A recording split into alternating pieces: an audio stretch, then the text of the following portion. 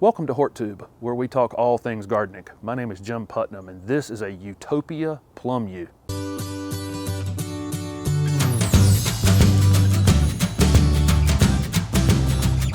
This is Yewtopia Plum Yew, a shade-loving shrub with a dense growth habit.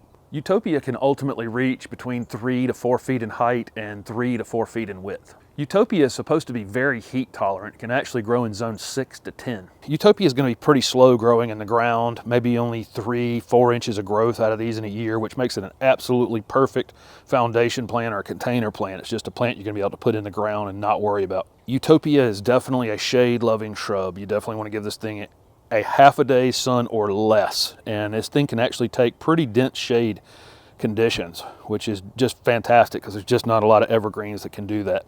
There are a lot of different uses for Yewtopia Plum Yew. This would make a fantastic foundation plant on the shadier parts of your foundation, either on the north side or on the east side. Also makes a great container plant in a shady space. This plant can be naturalized in a wooded space and is pretty good at taking root competition.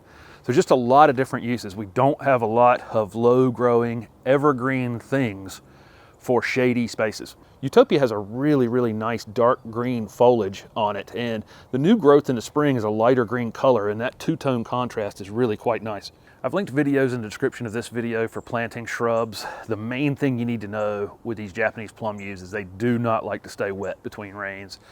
If you think the space you're planting it in can stay wet, which probably the shady part of your foundation might be an area that would be that way, you definitely want to mound this plant up and not over mulch it, and don't put it on any kind of ongoing irrigation system.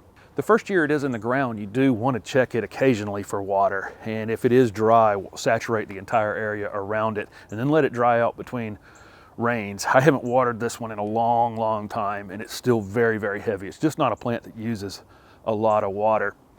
Once it's established, you'll rarely ever have to address it. Now, if you do put it in a wooded space, which is an area that you could put this plant in, now that's a different kind of story because the roots of the trees are pretty good at stealing water from other things. That may be a space where you need some ongoing irrigation. Definitely fertilize these plum yews in the spring. The new growth on these is a light green color, and it contrasts really well with the rest of the plant. You'll get more of that by fertilizing it.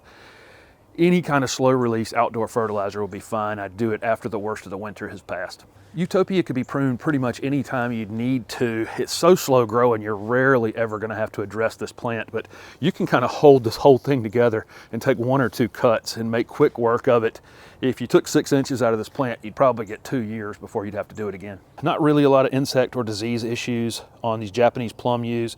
The one thing you can get is they can end up off color if they stay too wet between waterings. You can actually get some mineral deficiency issues very quickly in these if they're in boggy spaces. So if you see that and it's been newly planted, I would probably raise them up some and just kind of assume that they had stayed too wet. Japanese plum yews are deer resistant. Do not take that as yews are deer resistant. Most of the European yews, the English yews, they get eaten to the ground by deer, but these Asian yews are quite different. So what are you waiting for? Even you can grow the slow growing, low maintenance, shade loving Yewtopia Plum Yew. Thank you for watching my video, and if it was helpful, please hit the like button and subscribe to my channel for future videos. Also comment below with any questions you have about yews. Thanks again.